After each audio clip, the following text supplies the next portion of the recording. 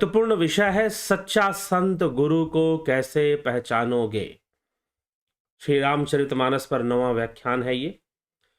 तो सच्चे संत गुरु को कैसे पहचानोगे, क्या आज यहां कोई युक्ति मिलने वाली है जिससे कि आप सच्चे गुरु को पहचान ले? कोई किट आने मिलने वाला है, टेस्टिंग किट, कि भाई इसको टेस्ट कर दो पता चल जाएगा सच्चा है या झूठा है,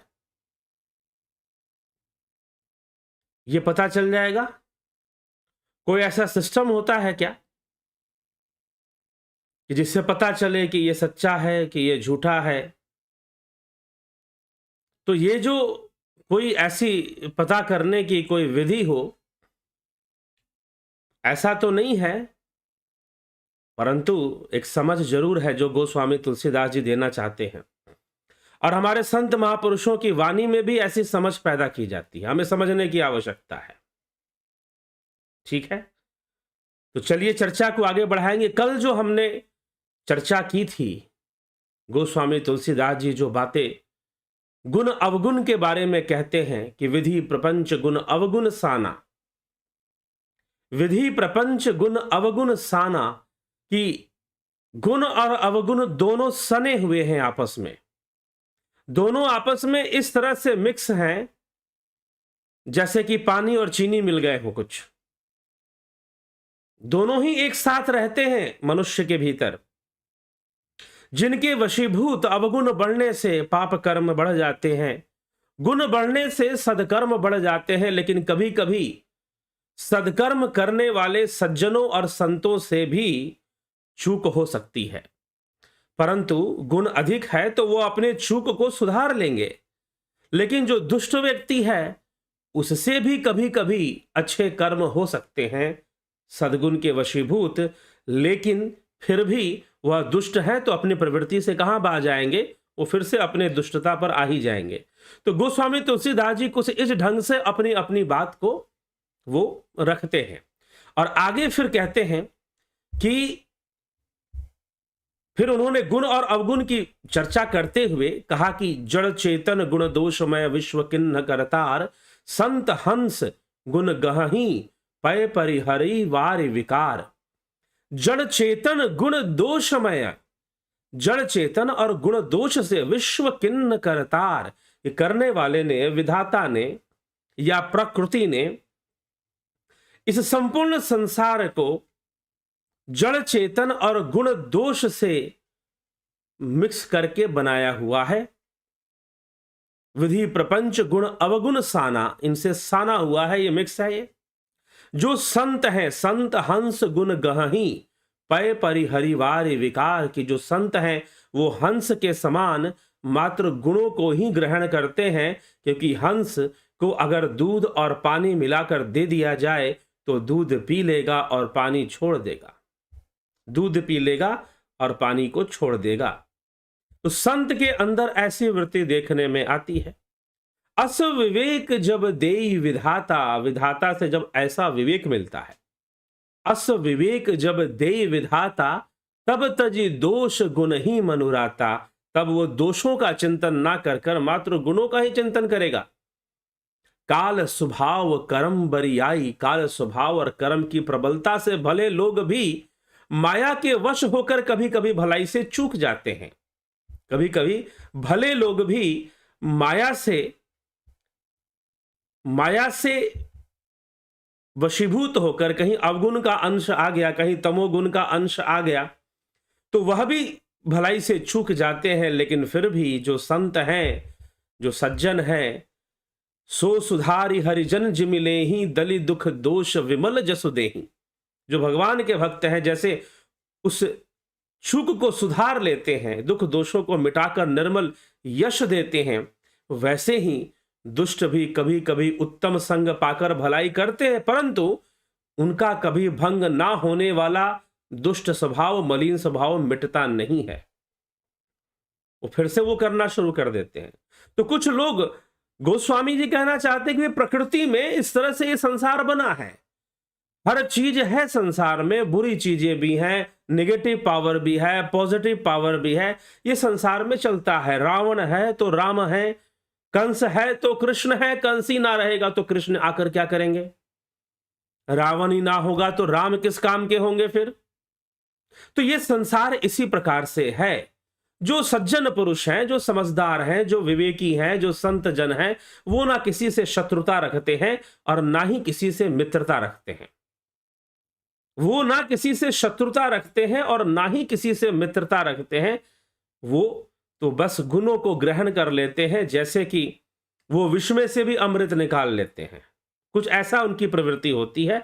जैसे हंस दूध पानी मिलाकर दो तो दूध पीकर पानी छोड़ देता है।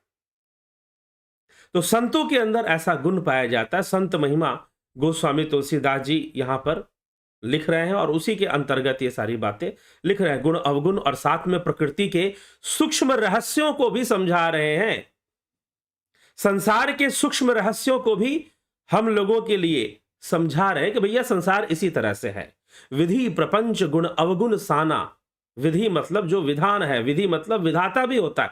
प्रपंच जो पंच तत्वों की उत्तर अवस्था है, अर्थात यह स्थूल जगत है, यह माइक जगत, यह ऐन्द्रिक जगत जो इंद्रियों से दिखाई देती है, यह इंद्रियों से दिखाई देने वाली जो जगत है, यह जो माइक जगत है, वह क्या है? विधि प्रपंच। उसी के लिए कह रहे कि प्रपंच है गुण अवगुण साना। यह संपूर्ण प्रपंच, यह पंचभूतों से बनी हुई। प्रपंच शब्द की व्याख्या पहले भी इस चैनल पर बृहद हुई है, क्योंकि एक दार्शनिक शब्द है। ज्यादातर लोग, कुछ लोग प्रपंच का मतलब समझते हैं कि पाखंड। जी नहीं, प्रपंच का अर्थ होता है पंच तत्वों की उत्तर अवस्था।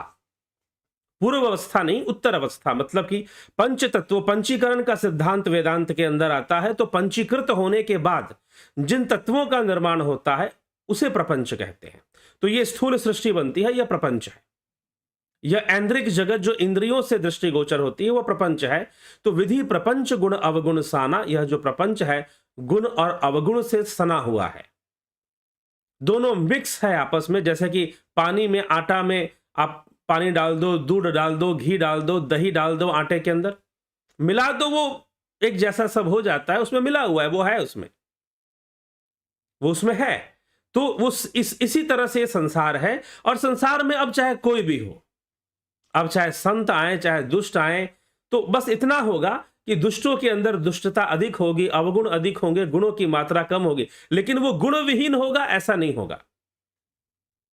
रावण भी गुण विहीन नहीं था, कंस भी गुण विहीन नहीं था। ठीक। और जो कहते हैं कि जो संत होगा वो पूरी तरह से अवगुण विहीन होगा, ऐसा भी नहीं होगा।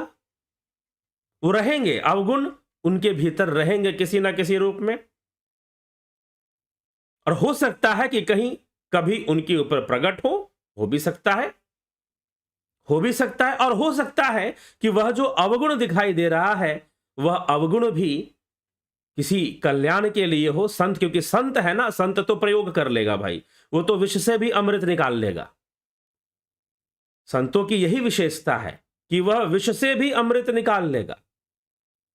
भगवान राम ने अंत समय में, कथा आती है पुराणों में, कि लक्ष्मण जी से कहा, जब रावण मृत्युशैया पर था, तो लक्ष्मण जी से कहा कि जाओ लक्ष्मण, रावण से कुछ शिक्षा ग्रहण करके आओ,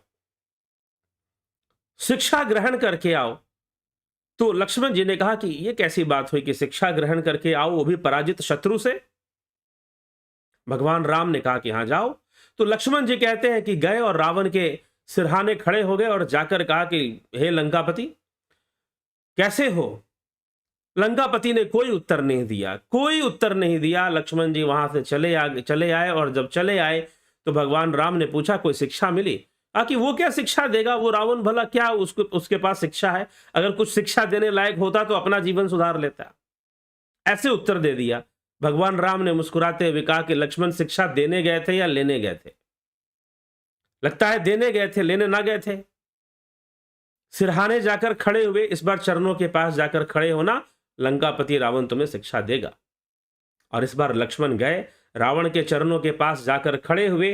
तब जैसे ही चरणों के पास खड़ा देखा रावण ने, तो रावण ने कहा कि जितेंद्रिय, आओ, तुम कैसे हो? और इस समय क्या मेरा उपहास करने आए हो कि मैं पराजय को प्राप्त हो चुका हूं, मैं पराजित हो चुका हूं? क्योंकि रावण को मारा किसने? क्या रावण को श्री राम के ब्रह्मास्त्र ने मारा था? जी नहीं। मारा किसने था रावण को? क्या ब्रह्मास्त्र से मारा था रावण को? जी नहीं। रावण, जब युद्ध रामायण का शुरू हुआ तो उस युद्ध का नेतृत्व कौन कर रहा था? रावण कर रहा था खुद, पहले दिन। और वो ये निश्चय करके निकला कि आज ही सारा युद्ध समाप्त कर देना है, युद्ध को आगे नहीं बढ़ने देना है। वो गया और वानर सेना के सामने खड़ा हुआ अपनी बहुत भारी सेना लेकर। वानर सेना बहुत छोटी थी, भगवान राम की सेना बहुत छोटी थी। और रावण ने जाकर श्री रामचंद्र जी के आंखों में देखा। श्री रामचंद्र जी के चेहरे पर मंद मंद मुस्कान थी। रावण का सारा क्रोध ही शांत हो गया। उसको लगा ही नहीं कि मेरा शत्रु मेरे सामने खड़ा है। और जब भी वो श्री रामचंद्र जी के पास जाता युद्ध खत्म करने के उद्देश्य से, तो उसको ये महसूस ही नहीं होता कोई शत्रु मेरे सामने खड़ा है। और फिर वहां से लौट जाता, अपने ही किसी किसी को भेजता रहता, कभी किसी को कभी किसी को। तो रावण ने कहा कि मुझे उस मुस्कान ने मारा है, उस छवि ने मुझे मारा है। मैं श्री रामचंद्र जी की छवि से ही मर गया था। और रही बात ब्रह्मास्त्र की, ये तो कहने की बातें हैं। खैर छोड़ो, जितेंद्र, ये बताओ तुम्हारा आना कैसे हुआ? लक्ष्मण ने कहा कि मुझे प्रभु श्री राम ने आपके पास को शिक्षा ग्रहण करने के लिए भेजा है। तो लंकापति और हंसने लगा, कहा कि भला मैं क्या शिक्षा देना चाहता हूं? भगवान जानते हैं, संत गुण गहही, गुणों को निकालना जानते हैं, वो गुणों को निकालना जानते हैं। और रावण ने कहा कि इस समय मेरे मन में दो ही बात चल रही है, और शायद प्रभु चाहते हैं कि वो मैं बात अपने मुख से निकाल दूं। लक्ष्मण ने कहा कि हां लंकापति, निसंशय होकर, निसंकोच होकर आप अपनी बात कहिए। आपकी जो भी आखिरी इच्छा है, जो भी है, आप उसे कहिए। रावण ने कहा कि अब क्या आखिरी इच्छा, मैं तो बस अपनी श्वासें गिन रहा हूं, लेकिन मेरी बड़ी तीव्र इच्छा थी कि मैं इस धरती से स्वर्ग तक सीढ़ियों का निर्माण कर दूं, जिससे कि कोई भी स्वर्ग जा सके। और मेरी बड़ी तीव्र इच्छा थी कि मैं समुद्र के खारे जल को मीठा कर दूं, और मैं इतनी क्षमता रखता था कि मैं कर सकूं। मेरे पास इतनी शक्ति थी। लेकिन जिस समय मेरे पास इतनी शक्ति थी, तो कभी मैं किसी का राज्य हड़पने में लग गया, तो कभी किसी की वधू का हरण करने में लग गया, तो कभी अपने ही भाई कुबेर को मारने के पीछे पड़ा रहा कि उसका सारा धन हड़प कर मैं उस पर विजय प्राप्त कर लूं। वो मुझसे आगे कभी ना रहे। इस ईर्ष्या में मेरा जीवन बीत गया, और अपनी सारी शक्ति का व्यय मैंने कर दिया, अपनी संपूर्ण शक्ति को खर्च मैंने कर दिया। और आज ये दो इच्छाएं मुझे बहुत सता रही हैं, और मेरे पास इतनी शक्ति भी नहीं है कि मैं अपने पैरों पे खड़ा हो सकूं। तो इस धरती से स्वर्ग तक सीढ़ियों का निर्माण और समुद्र के खारे जल को मीठा करना कहां संभव? मैं तो अपने पैरों पे खड़ा भी नहीं हो सकता हूं। इसलिए हे लक्ष्मण, अगर मेरी कोई शिक्षा है तो यही है कि जितने भी शुभ कर्म हैं, जितने भी धर्म के कर्म हैं, जितना भी पुण्य है, तुम उस समय कर लो जिस समय तुम्हारे पास भरपूर शक्ति और क्षमता है। नहीं तो तुम्हारे पास जितनी शक्ति और क्षमता है, उतने में तुम अच्छे कर्म करते जाओ, पता नहीं उतनी शक्ति और क्षमता मिल पाए, रावण जैसा ना मिल पाए, और तुम और शक्ति हासिल करने के चक्कर में अपने कर्मों को खराब करते रहो। तो रावण की शिक्षा की जितनी तुम्हारे पास शक्ति और क्षमता है, उसमें जितना तुम शुभ कर्म कर सकते हो वो कर लो, पता नहीं दोबारा मौका मिलेगा नहीं मिलेगा, रावण जैसी स्थिति हो जाएगी। तो रावण ने कहा कि बस यही मैं कह सकता हूं इस अंत समय में, और यही दो इच्छाएं जो मैं पूर्ण नहीं कर पाया, जो मेरे सारे पापों को नष्ट कर देती। अगर मैं ये कर देता तो मैंने आज तक जितने भी कुकर्म किए वो सब नष्ट हो जाते, वो सब खत्म हो जाते। तो इस प्रकार से गुण सबके भीतर है, अवगुण भी सबके भीतर है, किसी में कम किसी में ज्यादा। विधि प्रपंच गुण अवगुण साना, ये चलता रहता है। संतों से अगर चूक हो भी जाती है तो वो उसे अपनी प्रवृत्ति के कारण सुधार लेते हैं, और दुष्ट कुछ अच्छा कर्म पुण्य कर्म कर भी देते हैं तो बाद में अवगुणों की अधिकता के कारण वो उसमें ही फंस जाते हैं फिर से। परंतु फिर भी गुण अवगुण नामक कोई चीज को गोस्वामी जी विशेष रूप से महत्व नहीं देते, ये आगे पता चलेगा। कोई महत्व नहीं देते हो, लेकिन फिर भी संसार में है तो वो बता रहे हैं लेकिन मनुष्य को कौन सा दृष्टिकोण रखना चाहिए इन सब चीजों के प्रति, वो समझाने में वो लगे हुए हैं। अब वो आगे कुछ विशेष बातें समझाने में लगे हुए हैं। क्या कहते हैं? लखी सुबेश जग बंचक जेऊ, वेश प्रताप पुजियहि तेऊ, उगरहि अंत न होई निबाहु, काल नेम जिमि रावण राहु। वेश के प्रताप से जगत पूजता है, वेश के प्रताप से जगत पूजता है। हाँ, वेश के प्रताप से जगत पूजता है। बिल्कुल सही बात है। वेश बढ़ाओ, दाढ़ी बाल बढ़ाओ, माथे पे लंबे चौड़े तिलक लगाओ। हालांकि तिलक लगाना अच्छी बात है, मैं भी कभी कभी लगाता हूं, लेकिन वेश अगर धारण किया है तो बताने की जरूरत नहीं है कि ये कोई साधु संत हैं, महात्मा जी हैं। आप अपने आप प्रणाम कर लोगे, आप अपने आप ही सिर झुका लोगे। उनकी बातें कितनी सही है कितनी गलत है फिर भी सुनोगे। यह वेश का प्रताप है, यह वेश प्रताप है। तो गोस्वामी तुलसीदास जी वेश प्रताप के बारे में कह रहे हैं यहां पर कि एक गुण और अवगुण को समझाते समझाते इस टॉपिक पे क्यों आ गए, क्योंकि यह भी तो गुण और अवगुण के अंदर आता है, वेश प्रताप भी गुण अवगुण के अंदर आता है। तो पहचानना बड़ा इसलिए तो पहले ही कह देते हैं विधि प्रपंच गुण अवगुण साना।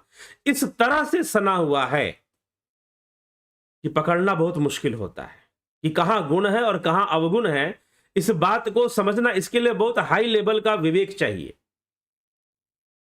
बहुत हाई लेवल का विवेक चाहिए, तब जाकर कोई सही तरीके से गुण और अवगुण को पकड़ पाएगा। इसलिए गोस्वामी जी कहते हैं कि वेश को अंग देते हैं और क्या कहते हैं कि लखी सुबेश जग वंचक जेव, वेश के प्रताप से जगत पूछता है। गोस्वामी तुलसीदास जी खुद तो कोई साधु या कोई ऐसा महाराज बन के तो रहते नहीं थे, नाम है गोस्वामी तुलसीदास, लेकिन फिर भी उन्होंने कोई ऐसा कोई जीवन अगर होता कि वो कोई बहुत बड़े गुरु या कोई मठाधीश होते तो उनकी शिष्य परंपरा होती, आज भी हमें दिखाई देती। लेकिन ऐसा कुछ समाज में दिखता नहीं है कि कोई तुलसीदास के नाम से पंथ या संप्रदाय चल रहा हो। ठीक, तो वो नहीं, इसीलिए वो लिखते हैं कि वेश प्रपंच, भाई कोई साधु वेश धारण करके तुम्हारे पास आएगा तो तुम उसकी बात थोड़ी मानोगे। कहने की जरूरत नहीं है। अगर कोई तुमको समाज, जैसे मैं हूं, अगर आपके पास आ जाऊं सामान्य रूप से तो किसको क्या फर्क पड़ता है, लेकिन अगर कोई वेशधारी आ जाए, वेश धारण कर कर पूरा चोला वोला पहनकर आ जाए तो भाई लोग तो प्रणाम तो कर ही लेंगे, कम से कम कोई महात्मा जी इनको प्रणाम कर लेते हैं, कर भी लेना चाहिए। खैर चलिए, आपने उस व्यक्ति को नहीं, उस साधु वेश को ही प्रणाम किया है, लेकिन किया तो है। तो इसीलिए गोस्वामी तुलसीदास जी थोड़े से कटु वचन यहां पे प्रयोग कर रहे हैं और लिख रहे हैं, लखी सुबेश जग बंचक जेऊ, वेश प्रताप पूजियहि तेऊ। वेश प्रताप को सारी दुनिया पूछती है, लेकिन फिर भी उगरहि अंत ना हो ही निबाहु, एक ना एक दिन वो चौड़े आ जाते हैं, एक ना एक दिन। क्योंकि कर्म का सिद्धांत तो वेश नहीं देखता, कर्म का सिद्धांत तो बस काम करता है। उगरहि अंत न होई निबाहु, काल नेम जिमि रावण राहु। जैसे काल नेमी ने वेश धारण किया, रावण ने वेश धारण कर कर सीता जी का हरण किया, काल नेमी ने वेश धारण कर कर हनुमान जी को ठगने का प्रयास किया, और राहु ने वेश धारण कर कर अमृत पीने का प्रयास किया, देवताओं का वेश धारण कर कर सूर्य और चंद्रमा के बीच में जाके बैठ गया। तो इन्होंने कुछ प्राप्त करने के लिए वेश धारण किया। क्या किया? वेश धारण किया कि इनको अमृत मिल जाए। ठीक है, सीता जी का हरण करने के लिए इन्होंने वेश धारण किया। और दूसरी तरफ गोस्वामी जी लिखते हैं, बड़ी सुंदर बात है, लखी सुबेश जग बंचक जेऊ, वेश प्रताप पुजियहि तेऊ, उगरहि अंत न होई निबाहु, काल नेम जिमि रावण राहु, कियहु कुबेश साधु सन मानु। कितनी सुंदर बात है, कियहु कुबेश साधु सन मानु। साधु का मान तो तब भी है अगर उसने कुवेश भी धारण किया हो। कुवेश, पहले उन्होंने लिखा लखी सुबेश, कियहु कुबेश, शब्द को पकड़िए, सरल शब्द है, कोई कठिन शब्द नहीं है। थोड़ा सा भी देवनागरी भाषा का ज्ञान रखते हैं तो उनको समझने में कोई दिक्कत नहीं आएगी। हाँ, एक अवधि का एक अपना स्टाइल है, टोन है बोलने का, कहने का, तो वो एक अलग चीज है। लखी सुबेश जगबंचक जेऊ, वेश प्रताप पुजियहि तेऊ, कियहु कुबेश साधु सन मानो।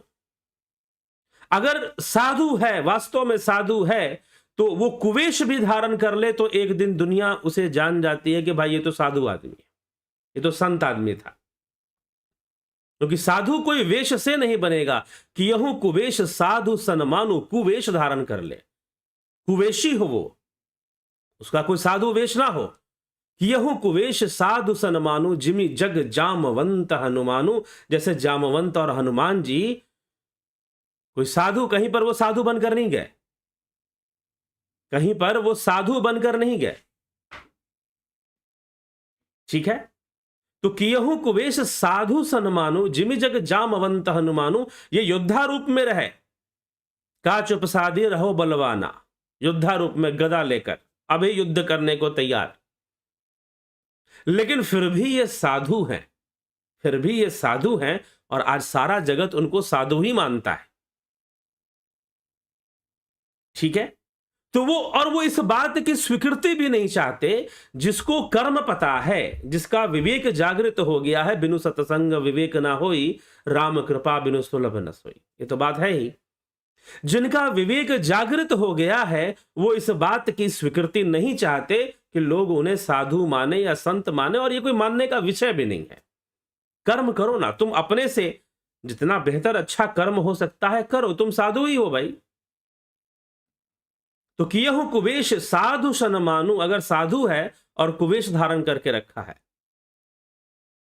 भले उसको दुनिया पूजेगी तो नहीं, उसको दुनिया पूजेगी तो नहीं, कम से कम उसके रहते हुए शायद ना पूजे उसे, उसको दुनिया पूजेगी तो नहीं। गोस्वामी जी कहते हैं कि क्योंकि पहले उन्होंने लिख दिया कि लखी सुबेश जग बंचक जेव, वेश प्रताप पूजिए ही ते, वेश प्रताप से लोगों की पूजा होती है। कि यहु कुबेश साधु सन्मानु जिमि जग जामवंत हनुमानु, कि यहु कुबेश, कुबेश धारण करके भी साधु रहते हैं, भले उन्हें दुनिया ना पूजे क्या फर्क पड़ता है। लोग कहूं वेद विदित सब काहू, बुरा वेश बनाकर लेने पर भी साधु का सम्मान होता है, जैसे जगत में जामवंत और हनुमान जी का आज हो रहा है। बुरे संग से हानि और अच्छे संग से लाभ होता है, यह बात लोक और वेद में है। तो वेश धारण करके संत को पहचान लोगे।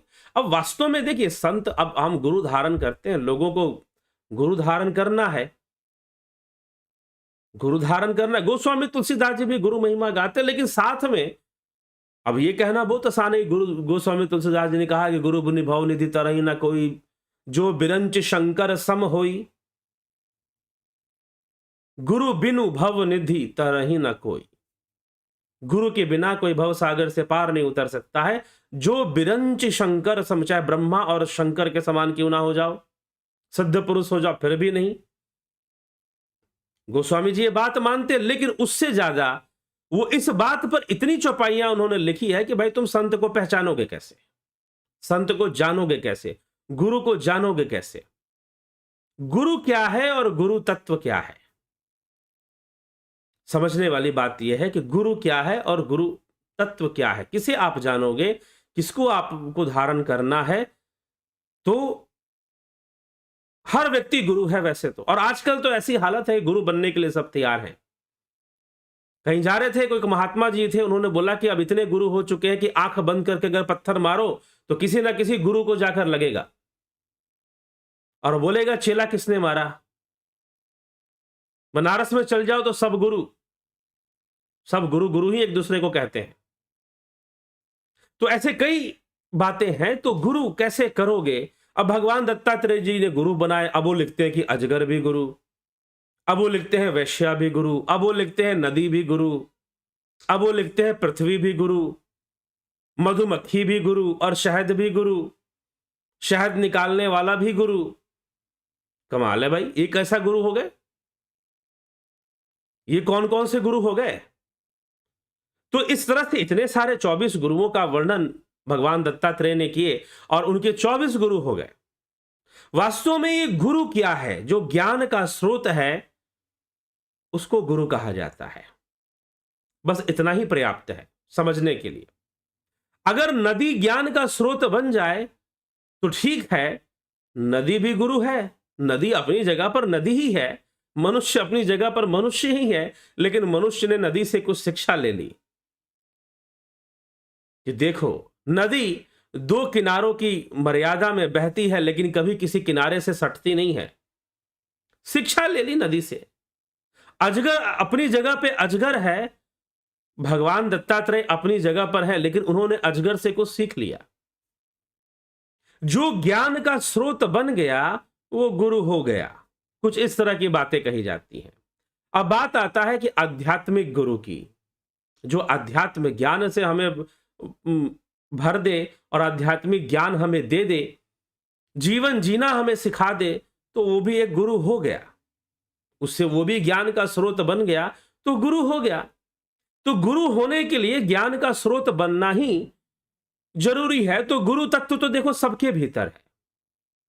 जैसे गोस्वामी तुलसीदास जी ने अभी कहा कि गुण अवगुण विधि प्रपंच गुण अवगुण साना। भाई सबके अंदर गुण अवगुण है, संत हो चाहे दुष्ट हो। दुष्टों के अंदर थोड़ी मात्रा में सद्गुण है और संतों के अंदर भी थोड़ी मात्रा में अवगुण है। बड़े ईमानदार हैं गोस्वामी जी,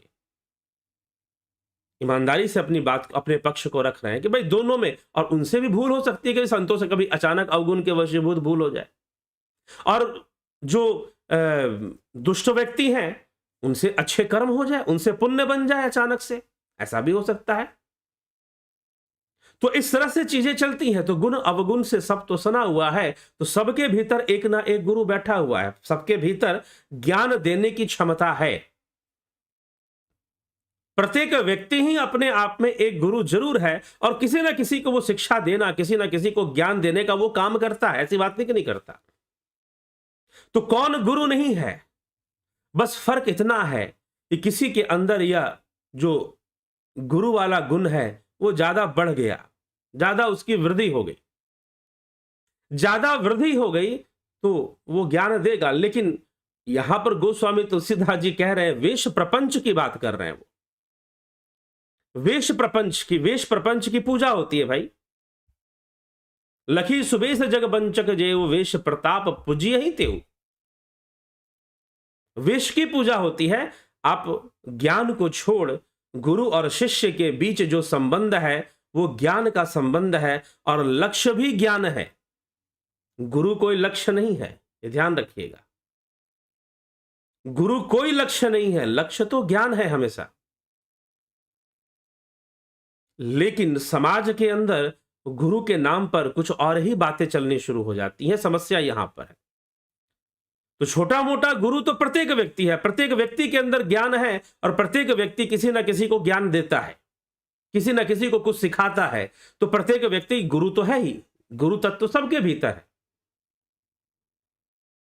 और फिर किसी के अंदर इसकी वृद्धि हो गई, किसी के अंदर इसकी वृद्धि हो गई ये देने की, तो लोग, समाज भी उसको गुरु मानना शुरू कर देता है कि भाई ये गुरु जी हैं, इनसे ज्ञान की प्राप्ति होती है, जिनसे जहां पर ज्ञान का संबंध है। लेकिन समाज में बुरा हाल तो यह है कि ज्ञान तो बहुत दूर की बात छोड़ दो, यहां पर गुरु बनना भी एक प्रतिस्पर्धा का विषय बनता जा रहा है।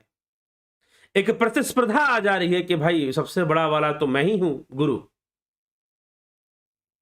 तो प्रतिस्पर्धा जहां पर आ गई, वहां पर फिर कोई बात कुछ और हो जाती है। फिर तो वो आ गया ना भाई, जो गोस्वामी जी लिखते हैं कि उगर ही अंत ना हो ही निबाहु काल नेमि जिमि रावण राहु। काल नेमि रावण राहु वाली स्थिति बननी फिर शुरू हो जाएगी। फिर कल्याण कैसे होगा, कल्याण कैसे होगा? इसीलिए गुरु कोई बन जाने का विषय नहीं है। गुरु कोई समाज से खुद को मनवा लेने का भी विषय नहीं है।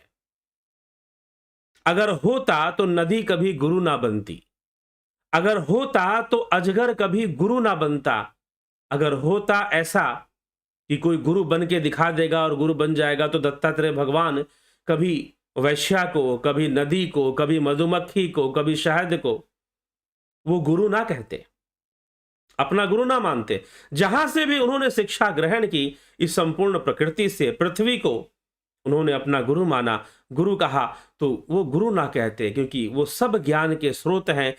सत्य है कि प्रत्येक वस्तु संसार में कहीं ना कहीं ज्ञान का स्रोत है, और जिस दिन आपने इस प्रकृति के हर वस्तु से ज्ञान हासिल कर लिया, समझो वही तो संत है। यहां पर गोस्वामी जी क्यों इन सब बातों को लिख रहे हैं, समझा रहे हैं। संतत्व क्या है कि तुम प्रत्येक वस्तु से, प्रत्येक विषय से जो अमृत है उसे ग्रहण करोगे और विष का त्याग कर दोगे। लेकिन विष को विष कहने में और अमृत को अमृत कहने में कोई गलत बात नहीं है। गोस्वामी तुलसीदास जी खुद कह रहे हैं कि भाई अवगुण अवगुण है, गुण गुण है, लेकिन दोनों सने हुए हैं, दोनों सने हुए हैं। लेकिन जिसने गुण को ग्रहण कर लिया, जिसने ज्ञान को ग्रहण कर लिया, वो स्वयं अपने आप में संत है। तो ज्ञान कहां था? ज्ञान नदी में था, ज्ञान अजगर में था, ज्ञान क्या पृथ्वी में था, ज्ञान क्या मधुमक्खी में था, ज्ञान क्या पिंगला में था, ज्ञान का वैश्या में था। ज्ञान कहां था? ज्ञान तो भीतर में था।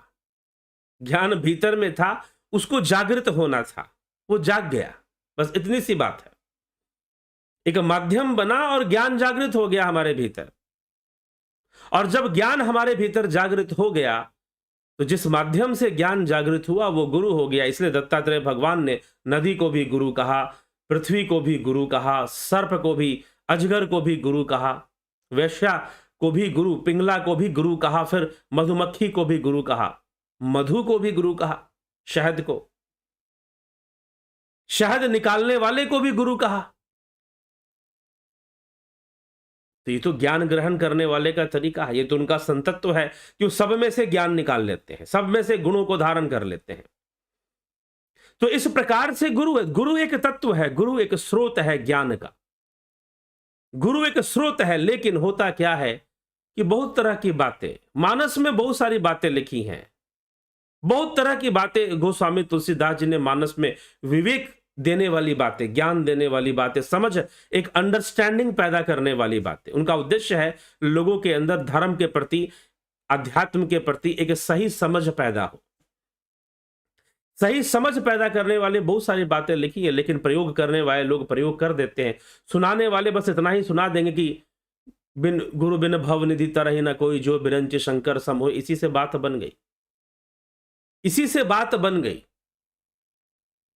तो इसीलिए ये समस्या फिर यहां पर आ जाती है और समाज के अंदर इस तरह का बहुत सारा माहौल दिखाई देता है, जहां पर एक महत्वाकांक्षा, गुरु बनने में भी एक महत्वाकांक्षा कि भाई लोग जो है मेरी शरण में आ जाए, लोग मेरे अनुयायी बन जाए और मेरी शरण में आ जाए।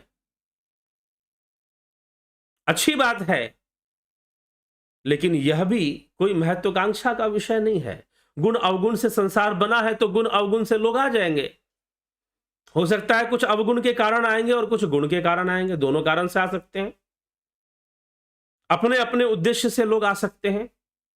लेकिन ठीक है, समाज में चलता है, बहुत सारे गुरुजी लोग हैं, बहुत सारी संस्थाएं हैं, बहुत सारे आश्रम हैं, बने हुए हैं, और लोग उनके पास जाते हैं ज्ञान लेने के लिए। फिर उनको समझाया भी जाता है कि भाई वही पॉइंट्स, शास्त्रों में बहुत सारी बातें लिखी हुई हैं, लेकिन कुछ ऐसी ही बातें समझाई जाएंगी, भाई गुरु ही सब कुछ है, गुरु की सेवा ही सब कुछ है, बस मिल जाओ, तुम्हें राम जी मिल गए, तुम्हें कृष्ण जी मिल गए, तुम्हें तो भगवान मिल ही गए, अब क्या चिंता, आप सेवा करो, सेवा करो। और लोग सेवा में लग जाते हैं।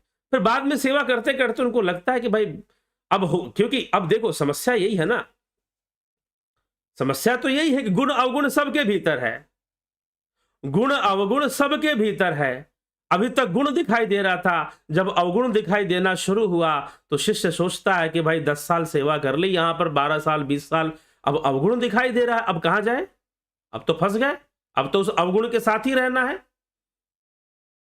इसलिए विवेक चूड़ामणि में प्रसंग आता है, जब आदि गुरु शंकराचार्य जब सारी बात सुना लेते हैं तो शिष्य से कहते हैं कि बेटा, तूने जो प्रश्न किया था और तूने जो अध्यात्म की बातें पूछी थी मुझसे, आत्मा के विषय में, ब्रह्म के विषय में, वो मैंने तुझे स्पष्ट किया, और तुझे निधिध्यासन, श्रवण मनन और निधिध्यासन आदि क्रियाएं भी मैंने समझा दी है। अब तू अपना ध्यान योग कर, निधिध्यासन कर, तू अपने रास्ते चल, मुझे अपने रास्ते चलने दे,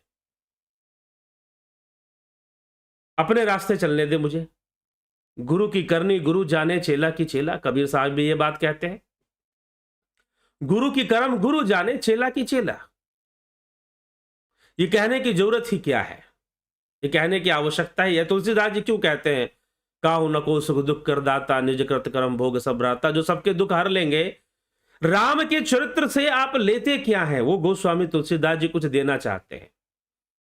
दो प्रकार की बातें हैं, एक तो ये बात है कि भगवान राम सबका कष्ट हरण कर लेंगे, और एक दूसरी बात है कि क्या आप अपने अंदर राम जैसा जीवन जीने की क्षमता को, राम जैसा जीवन जीने की इच्छा को और संकल्प को प्रकट कर पाओगे। लोग भगवान से सुख मांगते हैं, वो जब धरती पर आए तो उन्होंने स्वयं कैसा जीवन जिया, स्वयं कैसा जीवन जिया, या अपने दुखों को दूर करने की प्रार्थना करोगे, या वो शक्ति मांगोगे कि प्रभु आपने इतने दुख सहे, क्या आप हमें भी वही शक्ति प्रदान करें कि हम दुख सह सके, हम भी वो कष्ट सह सके, हम भी उस अन्याय से लड़ सके। आप दुख भी सहे, कष्ट भी सहे, वनवास भी गए, अन्याय से भी लड़े, हमारे अंदर भी कुछ ऐसी क्षमता विकसित हो। लेकिन मनुष्य, दुखों से भागता हुआ मनुष्य हमेशा दुखों से बचने की ही प्रार्थना करता रहता है। समस्याएं हैं समझ में, इसीलिए फिर गुरु, वही बात, चमत्कारी गुरु कि भाई आप आ जाओ मेरी शरण में, सब ठीक हो जाएगा, सब अच्छा हो जाएगा। कुछ अच्छा हो भी गया, अच्छी बात है, प्रचार तो उसी का होगा जो अच्छा हुआ। अगर कुछ बुरा भी हुआ होगा तो उसका प्रचार क्यों होगा? प्रचार तो जो अच्छा हुआ उसी का होगा। तो इसी पर सब सारी चीजें चलती है। आप लोग जानते ही हैं समाज में किस प्रकार का माहौल रहता है, गुरु आश्रमों में और गुरुवाद के जो प्रभाव हैं और जो प्रवाह है उसमें कैसा माहौल बनता है। इसीलिए कोई गुरु, इसीलिए सीधी सी बात है कि उगता हुआ सूर्य कभी शोर नहीं मचाता कि मैं उग रहा हूं, आ जाओ मेरी शरण में आ जाओ, मैं उग रहा हूं। जी नहीं भैया, जिसको सोना है सोते रहो, जिसको जागना है जाग जाओ। उसको शोर मचाने की आवश्यकता नहीं पड़ती है,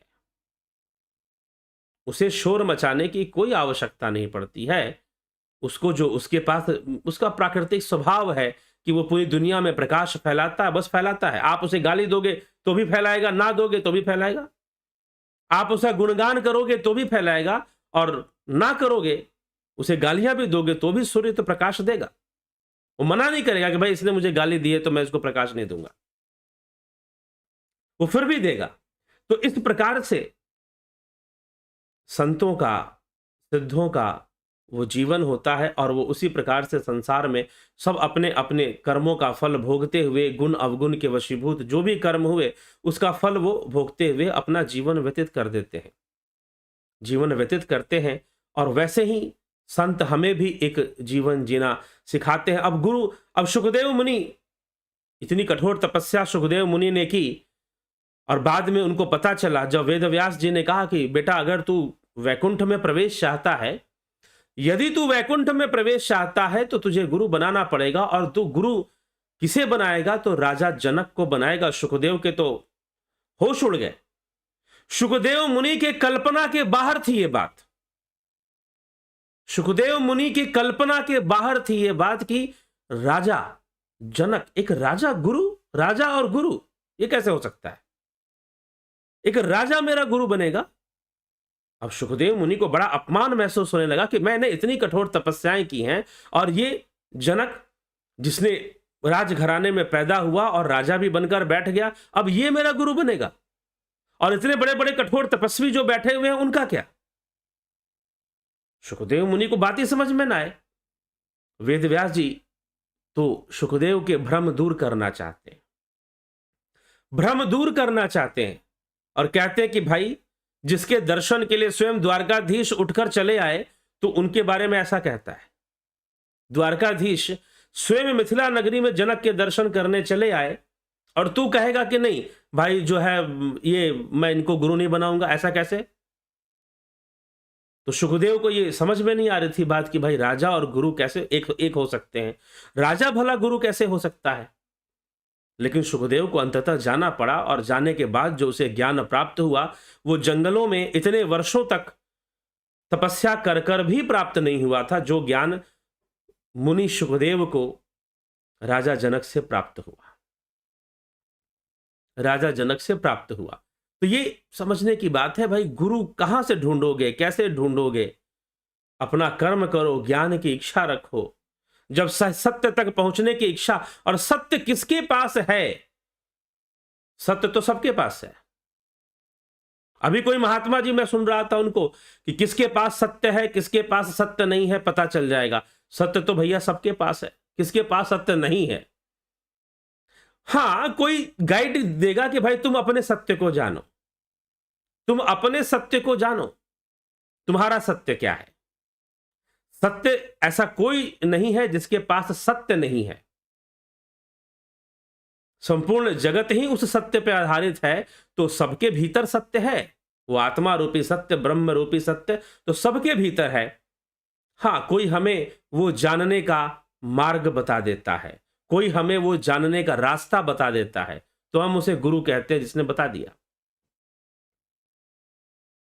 बस इतनी सी बात है। कहो ना कहो कोई फर्क नहीं पड़ता, यह कोई कहलवाने की चीज नहीं है, और गुरु कोई भाव भी नहीं है।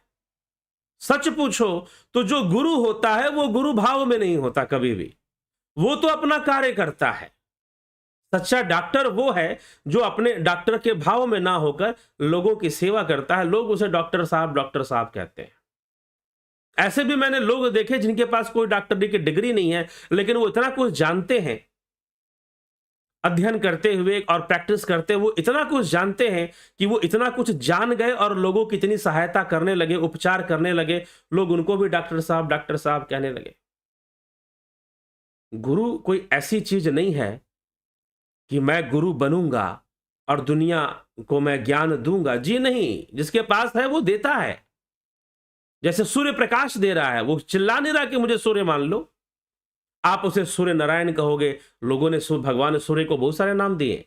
आदित्य नाम दिया, रवि नाम दिया, सूर्य नाम दिया, भानु नाम दिया, अर्क नाम दिया, मार्कंडे नाम दिया, मार्तंड नाम दिया। ठीक है, इस प्रकार से हिरण्य नाम दिया, हिरण्यमय परे कोशे। तो इस प्रकार से भगवान सूर्य को अनेकों नाम दिए गए। क्या फर्क पड़ता है, आप 1000 नाम और दे दो, सूर्य का जो कार्य है वो सूर्य कर रहा है। आप उसे क्या क्या नाम देते हो वो एक अलग बात है। ठीक है, तो गुरु बनना कि मैं गुरु बन जाऊंगा और लोग मुझे गुरु जी कहने लगेंगे, ऐसे कोई गुरु नहीं बनता है, यह ध्यान रखिएगा। और ना कोई ऐसा व्यक्ति कभी गुरु हो सकता है। जिसको कुछ पता है आप करो, लोगों को बताओ। आपको लगता है कि लोगों को बताना चाहिए तो आप बताइए, अपनी सेवा समझ के बताइए। आप गुरु की सेवा करने निकलते हो, गुरु तो खुद एक सेवक है, वो तो खुद सेवा में लगा हुआ है। लोगों को सही मार्ग बताने के लिए, लोगों को सही रास्ता दिखाने के लिए। इसलिए जिज्ञासुओं, मित्रों, इसीलिए जब भी मैं इस चैनल पर अपना विचार देना शुरू करता हूं, मित्रों का ही संबोधन आपको करता हूं। कुछ है शास्त्रों में और कुछ बहुत सारे लोगों और गुरुओं के पास घूमकर भी, और शास्त्र अध्ययन से और साधना से, ध्यान योग से कुछ बातें मैं जानता हूं। सब कुछ जानता हूं ऐसा नहीं, कुछ बातें जानता हूं, वो यहां बताता हूं। अगर आपको लगता है कि सुनने लायक है तो सुनिए, ग्रहण करने लायक है तो ग्रहण करिए, लाभ उठाने लायक है तो लाभ उठाइए। लेकिन मेरा कोई ये उद्देश्य नहीं है कि आप यहां से ग्रहण करेंगे और मुझे गुरुजी कहेंगे। ये कोई उद्देश्य नहीं, ये कोई टारगेट नहीं है।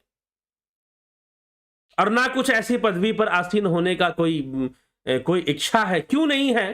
क्योंकि देख लिया, ऐसे बहुत सारे लोगों से मिल लिया जो बड़े बड़े मठ पर आसीन हैं। किसी का नाम क्यों लेना, लेकिन मठ पर आसीन हैं। उनके गुण अवगुण जब सामने आते हैं तो इसीलिए आदि गुरु शंकराचार्य ने अपने शिष्य से कहा कि बेटा अब तुझे ज्ञान दिया, अब तू चल अपने रास्ते और मुझे अपने रास्ते पर रहने दे।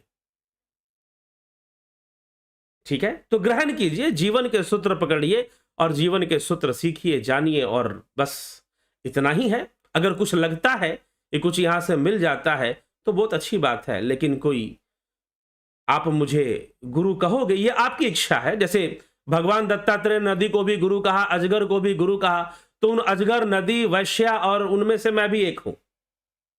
जो लोग मुझे गुरुजी लिखते हैं मैं उनके लिए कह रहा हूं। उनमें से मैं भी एक हूं। ठीक है, बस इतना ही है। तो इसी बात को समझना है, और समझ में बात आ गई। और सबसे बड़ी बात कि सब कोई गुरु है, यहां कौन गुरु नहीं है? आप भी तो गुरु हैं, आप भी तो किसी को ज्ञान कुछ जो जानते हैं बताते हैं। कई बार लोग यहां प्रश्न ऐसे करते हैं, मुझे बड़ी प्रसन्नता होती है कि भाई देखो कितना सुंदर प्रश्न है, कितना अच्छा प्रश्न है। इस तरफ मेरा ध्यान नहीं गया था, प्रश्न के माध्यम से ध्यान चला गया। कई बार लोग ऐसा प्रश्न करते हैं कि मुझे कहना पड़ता है कि मुझे इसका उत्तर नहीं पता, क्योंकि मैंने ये ठेका नहीं ले रखा कि मैं आपके हर प्रश्न का उत्तर दूंगा। ठीक है ना, कोई ऐसी चुनौती है कि सबके प्रश्नों का उत्तर देना ही है, और ना कोई सिद्धि की। रही बात सिद्धि की, अब थोड़ी सी इस पे भी चर्चा कर लेते हैं। कुछ गुरु जी लोग अपने शिष्यों को अपनी सिद्धि के बारे में बताने में लग रहे कि भाई तुम ये मानो कि मैं सिद्ध हूं। मानने की क्या जरूरत है, गुरु जी प्रमाणित कर दो। बिना माने प्रमाणित करो तो और ज्यादा अच्छा है, क्योंकि मानने के बाद तो साइकोलॉजिकल एक्सेप्टेंस हो जाएगी, और जिस चीज की साइकोलॉजिकल एक्सेप्टेंस हो जाएगी वो तो सपने में दिखाई देगी, और जब सपने में दिखाई देगी तो बोलोगे गुरु जी आए थे और उन्होंने कृपा कर दी। साइकोलॉजिकली, मैं साइकोलॉजिकली आपको एक्सेप्ट ना करूं, फिर आप अपना चमत्कार दिखाओ। मैं आपको गुरु ना मानूं, फिर आप अपना दिखाओ कि आपके पास सिद्धि है। तो जो सिद्ध हैं वो कभी कहने नहीं जाते कि मैं वास्तव में इसे इसे इसीलिए सिद्धियों का परिवेश समझने के लिए महर्षि पतंजलि को पढ़ना चाहिए, योग सूत्र पढ़ना चाहिए, जहां विभूति पाद में सिद्धियों का वर्णन उन्होंने किया है। यह कोई कहने और करने का विषय नहीं है, यह कोई मनवाने का भी विषय नहीं है, यह कोई मनवाने का विषय नहीं है कि भाई मैं लोगों से मनवाऊं कि मैं सिद्ध पुरुष हूं। क्यों मनवाऊंगा? अगर मेरे पास सिद्धि है तो मैं कुछ कर दूंगा, लोग खुद ही जिसको मानना है वो मानते रहेंगे, जिसको नहीं मानना है नहीं मानेंगे, क्या फर्क पड़ता है? ठीक है, तो ये चीज होती है। लेकिन यही समस्या है कि गुरु तो बनना था जन कल्याण के लिए, मानव कल्याण के लिए, लेकिन एक महत्वाकांक्षा कि हम पूरी दुनिया को जोड़ लेंगे, पूरी दुनिया मेरे पीछे आ जाए। जैसे नेता लोग वोट इकट्ठा करने में लग जाते हैं, वैसे ही गुरुजी लोग फॉलोअर इकट्ठा करने में लग जाते हैं। कोई फर्क ही नजर नहीं आता फिर तो। जैसे नेताजी लोग वोट इकट्ठा करने में लग जाते हैं, वैसे गुरुजी लोग फॉलोअर्स की संख्या बढ़ाने में लग जाते हैं कि कितने फॉलोअर्स हो गए, कितनी संख्या हो गई, और बढ़ो। नहीं तो हम चुनौती देते हैं कि आओ। ठीक है, तो ये चीजें चुनौती देने की आवश्यकता ही क्यों पड़ रही है? जो स्वीकृति है वो तो सहज होती है। वही बात कि सूर्य कभी कहता नहीं कि मैं सूर्य हूं, पक्षी कभी कहता नहीं कि मैं पक्षी हूं। ठीक है, तो हमें यह समझने की आवश्यकता है, और जब समझेंगे तो निश्चय ही जीवन के सूत्र, जीवन को चुनौतियों में क्यों बेकार में नष्ट करना है। पूरे महाभारत में जाकर देख लो, एक कृष्ण ही थे जो कोई प्रतिज्ञा नहीं लेते थे, बाकी सब प्रतिज्ञा ले लेकर फंसे जा रहे हैं, और अपनी प्रतिज्ञा की रक्षा के चक्कर में द्रौपदी का चीरहरण करवा रहे हैं। सब अपनी प्रतिज्ञा की रक्षा करने में लगे कि मैंने ये प्रतिज्ञा ले रखी है, मैंने वो प्रतिज्ञा ले रखी है। तो समस्याएं हैं, कहीं ना कहीं वो अहंकार, कहीं ना कहीं वो अहम, वो हावी रहता है, और उसके वशीभूत जीव संचालित होता रहता है। तो उससे बचने की आवश्यकता है, और ज्ञान लेने और ज्ञान ग्रहण करने की आवश्यकता है। ठीक ना, देने खुद भी दीजिए और ग्रहण भी कीजिए। प्रत्येक व्यक्ति ही गुरु है, प्रत्येक व्यक्ति के भीतर गुरु है, उसकी आत्मा ही उसकी गुरु है। इस जीवन में मां ही सबसे पहली गुरु है, इस जीवन में माता ही सबसे पहली गुरु है। उसके बाद तो कई गुरु होते हैं, आध्यात्मिक गुरु भी होते हैं, जो मुक्ति का मार्ग दिखाते हैं, जो जीवन के सूत्र देते हैं, जीवन जीना भी सिखा देते हैं। इसलिए इसको, इस गुरु शब्द को कोई आडंबर का रूप ना दिया जाए तो बेहतर है, और भगवान दत्तात्रेय जी के गुरुओं को समझा जाए कि अजगर कैसे गुरु, नदी कैसे गुरु, पृथ्वी कैसे। भाई उनके लिए है, उन्होंने कहा गुरु जी, उन्होंने नदी को भी गुरु जी कहा, अजगर को भी गुरु जी कहा, मधुमक्खी को भी गुरु जी कहा, शहद निकालने वाले को भी गुरु जी कहा। कहीं से ज्ञान मिलता है तो आप उनको कह दो गुरु जी ये आपका निजी विषय है, ये आपका निजी विषय है। लेकिन मैं यहां पर इस चैनल पे कुछ बोलता हूं तो आप मुझे गुरु जी कहोगे, इसलिए नहीं बोलता हूं।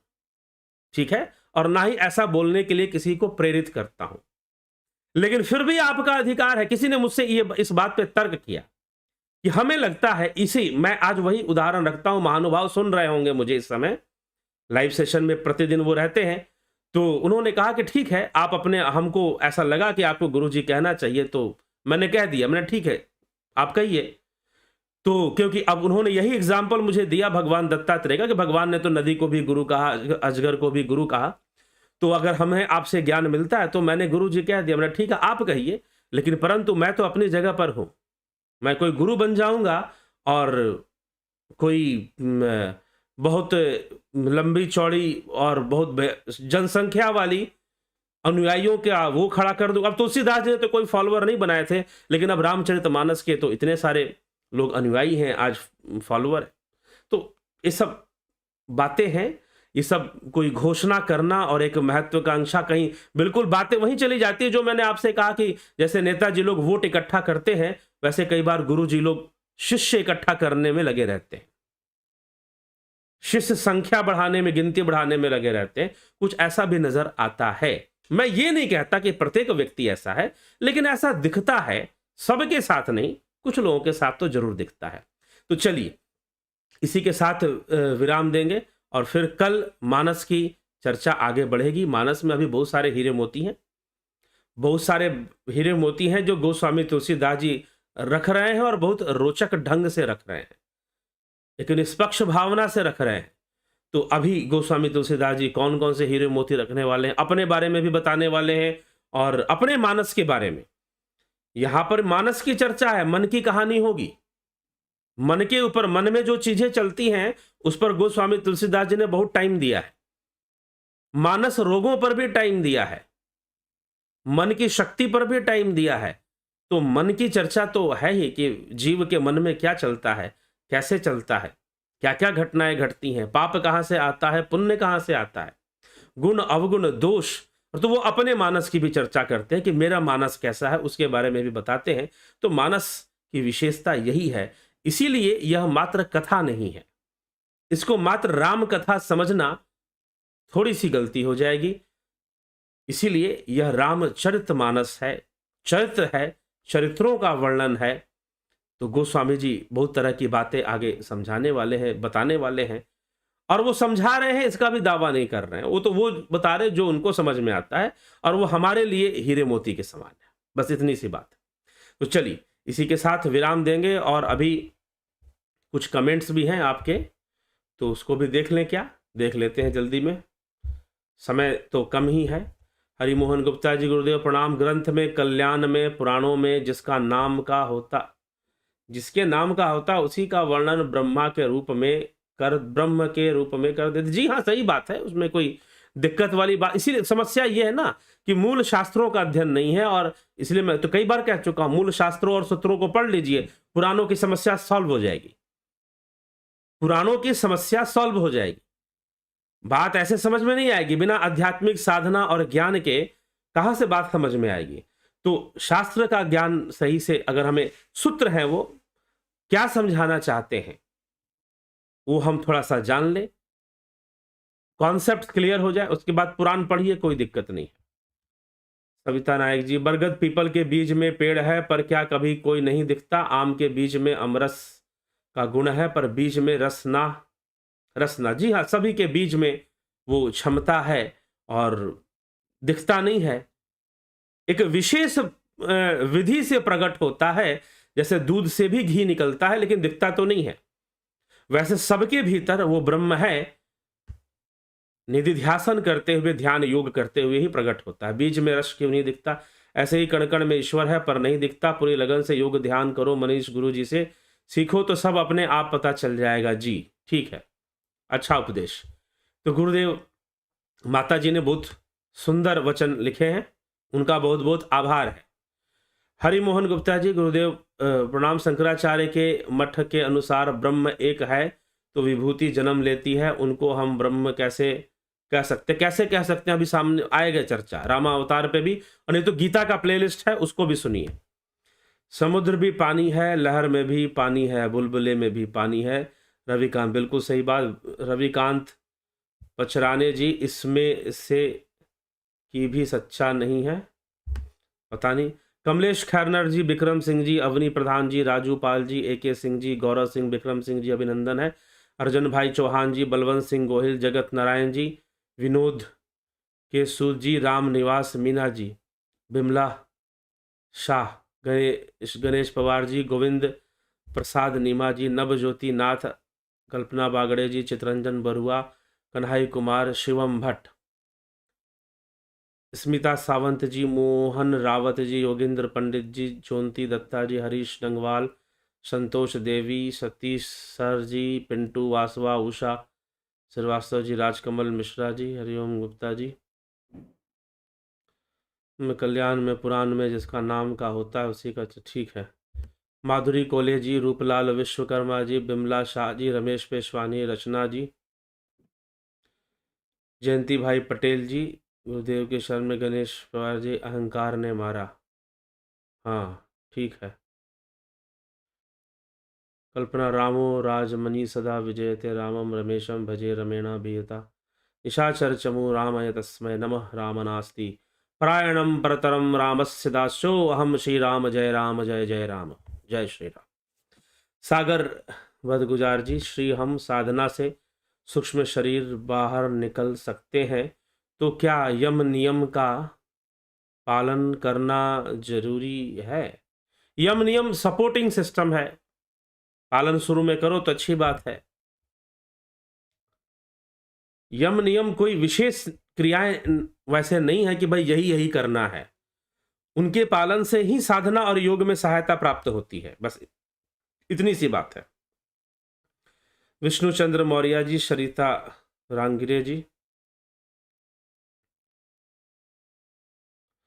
गुरु की महिमा तो अपरंपार है, ना जाने कितने जन्मों के पुण्य जागृत होते हैं तो गुरु मिलते हैं। हेमंत वानखड़े जी, सरिता रांगिरे जी, चंद्रेश्वर पांडे जी, सरिता रांगिरे, पूनम सिंगला, अर्जुन पाटिल, SP यादव, श्री भगवान शर्मा, सागर बदगुजार जी। सर, अपने शास्त्रानुसार बताया कि सभी युगों में इंसान की उम्र 100 साल रही है, तो ऋषि मुनि और राक्षस हजारों वर्ष तक तपस्या किया करते थे तो उनकी उम्र हजारों वर्ष रहती होगी, ठीक है। मैंने शास्त्रानुसार कब बताया कि उम्र 100 साल होती है? 100 साल एक उम्र, एक दायरा है कि भाई इतना इतना मानकर बातें लिखी जाती हैं। मनुष्य जीवन के, जैसे कि आश्रम व्यवस्था को दिया गया तो ब्रह्मचर्य आश्रम है, गृहस्थ आश्रम है, वानप्रस्थ है और संन्यास आश्रम है, तो ये 100 साल का हिसाब किताब लगाकर, और पहले के समय में लोग रहते थे 100 वर्ष, 120 वर्ष मामूली बात होती थी, 120 वर्षों तक जीवित रहना। आज के समय में बहुत रेयर है। एक कोई है वाराणसी में, एक कोई है जो कि 126 साल के हैं इस समय, तो आज के समय में ऐसा है, लेकिन पहले तो ऐसा होता था। आज से 500 वर्ष पहले का भी इतिहास देखें, उस समय भी ऐसे कई महान विभूतियां क्या, साधारण जनमानस में भी ऐसे लोग हुए जो 120 साल तक जीवित रहे, 130 साल तक। भगवान रामानुजाचार्य, उनके लिए स्वयं कहा जाता है 120 वर्षों तक वो जीवित रहे, कई नहीं भी रहे। अब आदि गुरु शंकराचार्य 32 वर्ष तक उन्होंने देह को रखा, और 32 वर्षों में ही इतने शास्त्रों का भाष्य देना और इतने सारे विचार देना और इतनी सारी बातें समझाना, वो जो समझाना था वो समझा दिए 32 वर्षों में ही, ठीक है, ठीक। स्मिता सावंत जी, आत्मज्ञान देने वाला और मोक्ष का मार्ग बताने वाला ही सदगुरु है, ठीक है जी, मानिए, अच्छी बात है। पंकज सोनी जी, हेमंत वानखड़े जी, महिमा तथा स्तवन सर्वश्रेष्ठा, संत महिमा तथा स्तवन सर्वश्रेष्ठा, ठीक है। ओम बबीता धीमान, हरि ओम जी, हरि ओम तत्सत। नमन जी, हमें संपूर्ण सबवी विरहम ही है नजर आता है, बरम नजर आता है। चलिए, सागर बदगुजार जी, सर रावण सबसे ज्ञानी था तो इतना वेदों का ज्ञान होकर भी मुझे तो नहीं लगता रावण कुछ गलत किया होगा, या इतिहास ही गलत है। तो इतिहास ही तो बदगुजार जी बता रहे थे कि रावण ज्ञानी था, कौन बता रहा है? आपने रावण के बारे में कुछ भी जाना तो कहां से जाना, यह बताइए, ठीक है। तो ज्ञानी था तो किस मामले में ज्ञानी था, प्रश्न ये उठता है। क्या उसे तत्व ज्ञान था? अगर तत्व ज्ञान होता उसे, हां, उसे कर्मकांड का ज्ञान था, उसे विधि विधानों का ज्ञान था, उसे दुनियादारी का ज्ञान था, बस ये हम कह सकते हैं। तपस्वी था तो तपस्याएं भी जितनी उसने की वो सब कल्याण के लिए नहीं की, ना जन कल्याण के लिए की, ना अपने कल्याण के लिए की। हाँ, अपनी माया के लिए तपस्या की। जितनी भी रावण ने तपस्याएं की, चाहे वो शिव के चरणों में सिर काट के क्यों ना डाल रहा हो, लेकिन उसकी इच्छा है कि शिव जी कैलाश छोड़कर लंका आ जाएं, और जो कुबेर है मानसरोवर में, कुबेर अपना सारा साम्राज्य लेकर शिव जी के कारण सुरक्षित है, तो कुबेर का सारा धन मैं हड़प सकूं, इस उद्देश्य से वो तपस्या कर रहा है। तो तपस्या भी कर रहा है तो ना अपने आत्म कल्याण के लिए कर रहा है, ना जन कल्याण के लिए कर रहा है। ठीक है, तो ज्ञानी होने का क्या मतलब है? आपको क्या लगता है जो बड़े बड़े आज के समय में जो बहुत बड़े बड़े अटैक होते हैं, युद्ध चलते हैं, उसमें एक से एक ज्ञानी लोग बैठे हुए हैं, तो जानते हैं। तो मुझे नहीं लगता, रावण के बारे में आप जो कुछ भी जानते हैं इतिहास से ही जानते हैं। तो आपको क्या लगता है नहीं लगता है वो आपका निजी विषय है, लेकिन जो भी जानते हैं आप इतिहास है। इतिहास जैसे ही आप कहेंगे कि इतिहास गलत है, तो रावण ज्ञानी था ये कहां से पता चला? ये फिर कहां से पता चला? इस पर भी विचार कीजिए, ये भी तो इतिहास से पता चला। ठीक है। ट्रू इंडियन हरे कृष्णा हेमंत वानखड़े जी, श्री राम और श्री कृष्ण की लीला चरित्र तथा संतों का अनुभव चरित्र का मनन चिंतन से अनिर्वचनीय अनुभूति अवश्य हो सकता है, यही तो अमृतमय जीवन की अपेक्षा है। चलिए ठीक है, अच्छी बात है। गणेश आंबेकर जी, राकेश चंद्र शर्मा जी, क्या गुरु की प्राप्ति प्रारब्ध? हाँ, पुण्य के ऊपर थोड़ा निर्भर है तो कह सकते हैं, और जिज्ञासा के ऊपर निर्भर करती है। जो आप ढूंढोगे वो आपको मिलेगा। जिन खोजा तिन पाइया, गहरे पानी पैठ। जो खोजोगे, अगर ज्ञान खोजोगे तो ऐसे गुरु भी जीवन में अवश्य मिलेंगे। और अगर प्रारब्ध भी है, जैसा भगवान कृष्ण 6 अध्याय में कहते हैं कि इस जन्म में जितना योग किया, जितनी साधना की, वो अगले जन्म में तुम्हारे साथ जाएगी जाएगी। ठीक है, तो ये चीज है। तो इसलिए प्रारब्ध का हाथ तो बिल्कुल होता है। कोई हमारे जीवन में सत्पुरुष भी आए तो कर्मों का हाथ तो होता ही है। सरोज कृष्णाजी जी, गणेश पवार जी, रावण को अहंकार ने मारा। सबको अहंकार ही मारता है भैया, तो रावण को क्यों नहीं मारेगा? रावण क्यों बचने वाला है? ठीक। हाँ, और इतिहास पढ़ना चाहिए। वाल्मीकि रामायण का उत्तरकांड, रावण की पूरी कथा है उसमें। इसमें तुलसीदास जी ने लिखी है। रामचरितमानस में आपको रावण की कथा नहीं मिलेगी। रावण की जन्म की कथा, रावण के द्वारा जो पहले जो कर्म हुए, वो कौन? एक कर्म वो सीता जी को हरण करके लाया हो, बस इतना ही नहीं है। उसने उसके पहले बहुत सारी राजकुमारियों का हरण किया। ये पूरी तरह से उत्तरकांड में रामायण, वाल्मीकि रामायण में इसका वर्णन मिलता है। रावण ने और भी कुबेर की पुत्र वधु का शील हरण किया, बलात् उस शील हरण किया। तब उसे श्राप मिला कि आज के बाद अगर तू बिना किसी स्त्री के मर्जी के उसे स्पर्श करेगा तो तू जलकर राख हो जाएगा। और यही भय था, इस श्राप का भय रावण को सीता जी को स्पर्श करने नहीं दे रहा था। और रावण विवश कर रहा था सीता जी को कि तुम मुझसे विवाह करने के लिए तैयार हो, विवाह करने के लिए तैयार हो। विवश करने में इस कारण से लगा हुआ था। तो ये रावण के पीछे ये कारण थे। तो पूरी कहानी पढ़नी पड़ेगी। मानस में ये कथा नहीं वर्णित होती है, वाल्मीकि रामायण उत्तरकांड में रावण के जन्म की कथा, कैकसी के गर्भ से कैसे जन्म हुआ, कैसे कैकसी ने विश्वा ऋषि से विवाह किया, गंधर्व विवाह किया था, और फिर किस तरह से यह सब कुछ हुआ और कैसे रावण का जन्म होता है। तो ये सारी चर्चा वहां पे मिलती है, वो सारी कथा वहां मिलती है। तो उसको भी अगर इतिहास पढ़ना है तो पूरा पढ़ना चाहिए, आधा अधूरा नहीं पढ़ना चाहिए। ठीक है। और रावण के बारे में हम जो कुछ भी जानते हैं वो कहीं ना कहीं हम इतिहास से ही जानते हैं। जलाराम रायका जी, अजीत चावड़े जी, जयंती भाई पटेल जी, गुरुदेव के शरण में प्रणाम। ट्रू इंडियन, कुछ लोग जो ध्यान करवाते हैं अहम ब्रह्मास्मि, वो लोग ब्रह्मा विष्णु महेश को बच्चों की कहानियां मानते हैं। अब वो कौन सी कहानी बच्चों की कहानियां मानते हैं, वो कौन लोग हैं वो वही जाने। और कहानियां क्या है, और शास्त्रों में तो, सूत्रों में तो वैसे भी कहानियां नहीं होती हैं, ठीक है। हाँ, वो अगर ऐसी घोषणा करते हैं कि ये तो बच्चों की कहानियां हैं, तो बच्चों को ही सुना दीजिए, बच्चों को ही सुनाया करिए, सुनाना ही चाहिए।